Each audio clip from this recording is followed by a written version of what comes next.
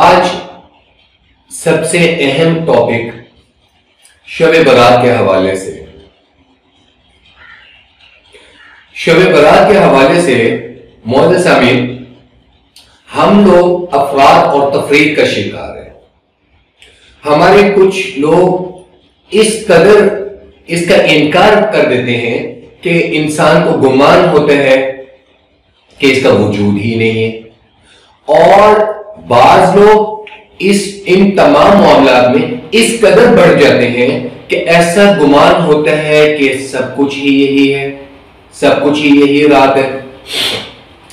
اور کچھ محققین، کچھ علماء جو ہیں وہ قرآن پاک کی آیت وَمِنَ اللَّيْلِ فَتَهَجَّدْ بِهِ نَافِلَةً لَكَ عَسَىٰ أَن يَبْعَثَكَ رَبُّكَ مَقَامًا مَحْمُودًا، اس آیت سے اس چیز کو استنباط کرتے ہیں، جبکہ یہ آیت لیلۃ القدر کے بارے میں ہے۔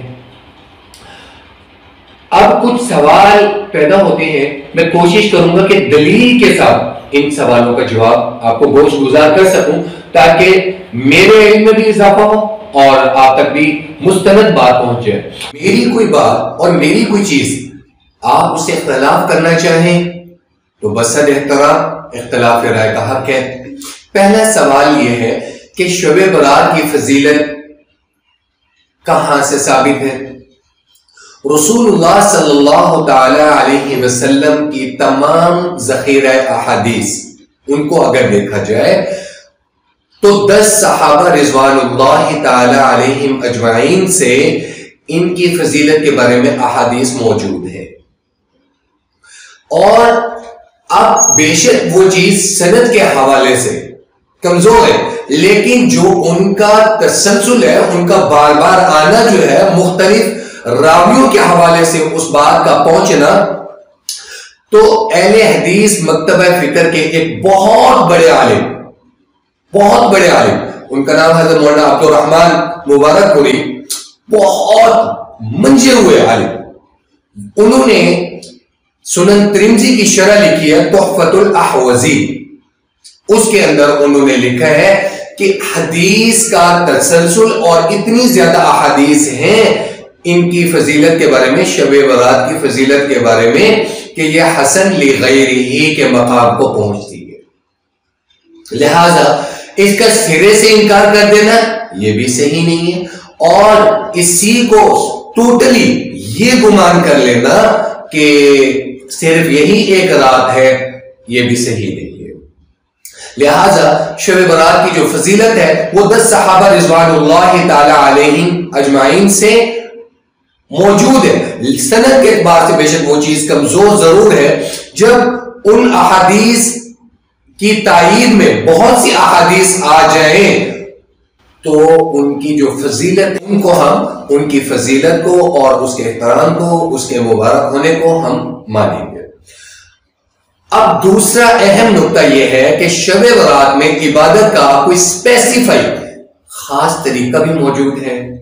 تو ارباب علم و بصیرت، عرب کے چاند محمد رسول اللہ صلی اللہ تعالی علیہ وسلم نے شب برات میں عبادت کا مخصوص کوئی طریقہ، مخصوص کوئی کرائیٹیریا پورے قرآن مجید میں اور ذخیرہ احادیث میں کوئی اسپیسیفائی نہیں کیا۔ تیسرا اہم سوال جو شب برات کے حوالے سے پوچھا جاتا ہے کہ 15 شعبان کا جو روزہ ہے، ارباب علم و بصیرت 15 شعبان کے روزے کے حوالے سے جو حدیث موجود ہے وہ ضعیف ہے سند کے اعتبار سے۔ اس پہ تمام چاروں فقہا اور تمام مجتہدین کا اجماع ہے اس چیز پر کہ یہ حدیث ضعیف ہے سند کے اعتبار سے۔ ہم 15 شعبان کے روزے کو مستحب سمجھتے ہیں۔ اگر رسول اللہ صلی اللہ تعالی علیہ وسلم کی زندگی میں دیکھا جائے تو آپ صلی اللہ تعالی علیہ وسلم نے 13، 14 اور 15، جس کو ایام 20 کا روزہ کہا جاتا ہے، ایام 20 کے روزے کہا جاتا ہے، رسول اللہ صلی اللہ تعالی علیہ وسلم نے وہ روزے رکھے، اور اس میں 13، 14، 15، اس میں 15 شعبان کا روزہ بھی آ جاتا ہے مستحب۔ ٹھیک ہے، چوتھا سوال جو اہم ہے وہ یہ ہے، اور یہ آپ لوگ بھی اپنی اصلاح فرما دیں کہ ہم لوگ اجتماعی طور پہ مساجد میں نوافل کی جماعت کروا لیتے ہیں، صلاۃ التسبیح کی جماعت ہو رہی ہے، نوافل کی جماعت، صلاۃ التسبیح کی جماعت یا اسی طریقے سے اور کسی نوافل کی جماعت کرا لینا اجتماعی طور پر، یہ مکروہ تحریمی ہے اور ناجائز ہے۔ پانچواں سوال کہ نوافل اجتماعی طور پر ادا کیے جائیں بے شک جماعت میں نہ ہو، تو ارباب علم و بصیرت نوافل میں تنہائی مقصود ہے، نوافل میں تنہائی مقصود ہے، عبادت میں تنہائی مقصود ہے، اس لیے کہ ایک حدیث کے اندر یہ چیز موجود ہے کہ اللہ سبحانہ و تعالی کا جو منادی ہے، اعلان کرنے والا ہے، اللہ اعلان فرماتے ہیں، وہ کہتے ہیں الا هل من مستغفر، ہے کوئی کہ جو مجھ سے بخشش طلب کرے، فاغفر لہ، میں اس کو معاف کر دوں گا۔ مستغفر مفرد واحد کا صیغہ ہے، اس پہ جمع کا اطلاق نہیں ہوتا، دو کا اطلاق بھی نہیں ہوتا، انفرادی۔ نوافل میں تنہائی مقصود ہے، اور سب سے بڑی چیز اور اہم ترین نقطہ، نوافل کو آپ گھر پر ہی ادا کریں۔ رسول اللہ صلی اللہ تعالی علیہ وسلم نے صرف فرائض نماز، اس کے علاوہ نماز عیدین، نماز استسقاء، نماز خسوف، نماز کسوف، ان نمازوں کے علاوہ باقی تمام عبادات، تمام نفلی عبادات کو آپ صلی اللہ تعالی علیہ وسلم نے گھر پر ادا کرنے کو زیادہ فضیلت دی ہے، زیادہ حکم فرمایا ہے، اور آپ صلی اللہ تعالی علیہ وسلم کا سنت طریقہ بھی یہی تھا کہ آپ صلی اللہ تعالی علیہ وسلم نوافل گھر پر ہی ادا کیا کرتے تھے۔ چھٹا اور سب سے اہم نقطہ، شب برات میں قبرستان جانا۔ اب ہم یہ کہتے ہیں کہ شب برات میں قبرستان جانا بدعت، ایک دفعہ جانا مستحب، اور ہمارے تو یہاں پورا ایک ٹرینڈ سیٹ ہو چکے ہیں۔ وہ کیا ٹرینڈ سیٹ ہو چکے ہیں کہ غول کے غول، جتھے کے جتھے، مرد اور عورت دونوں رات کے وقت قبرستان میں پہنچ جائیں گے اور وہاں پر جائیں گے، چراغا ہوگا، دیے جلائے جا رہے ہوں گے، سب بدعت۔ ایک دفعہ جانا مستحب۔ سیدنا طاہرہ مطہرہ پاکیزہ عارفہ حضرت عائشہ صدیقہ رضی اللہ تعالی عنہ سے روایت ہے کہ رسول اللہ صلی اللہ تعالی علیہ وسلم کی شب گزاری ایک رات میرے گھر میں تھی، تو اس رات جب میں جاگی، رات کو بیدار ہوئی، تو دیکھا رسول اللہ صلی اللہ تعالی علیہ وسلم اپنے بستر پر موجود نہیں ہے۔ میں پریشان ہو گئی، لہٰذا آپ صلی اللہ تعالی علیہ وسلم کی تلاش میں نکل پڑی۔ تو آپ کو تلاش کرتے کرتے جب میں پہنچی تو دیکھا آپ صلی اللہ تعالی علیہ وسلم جنت البقیع میں موجود تھے اور استغفار فرما رہے تھے۔ ایک دفعہ جانا مستحب، یہ نہیں کہ ہر سال جا رہے ہیں، جمگھٹے کے جمگھٹے جا رہے ہیں، غول در غول جا رہے ہیں، تو یہ غلط ہے۔ ایک دفعہ جانا مستحب۔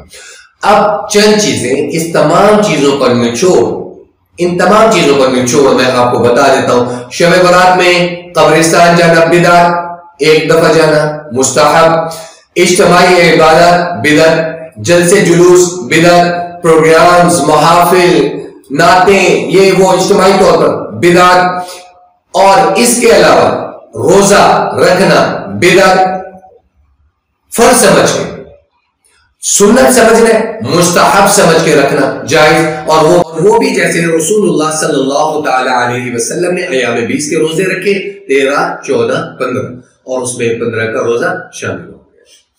سب سے اہم ترین نقطہ، ارباب علم و بصیرت، ہمارے بہت سے علماء اور محققین وہ یہ کہتے ہیں کہ اس رات کے اندر لوگوں کی تقدیروں کے فیصلے ہوتے ہیں۔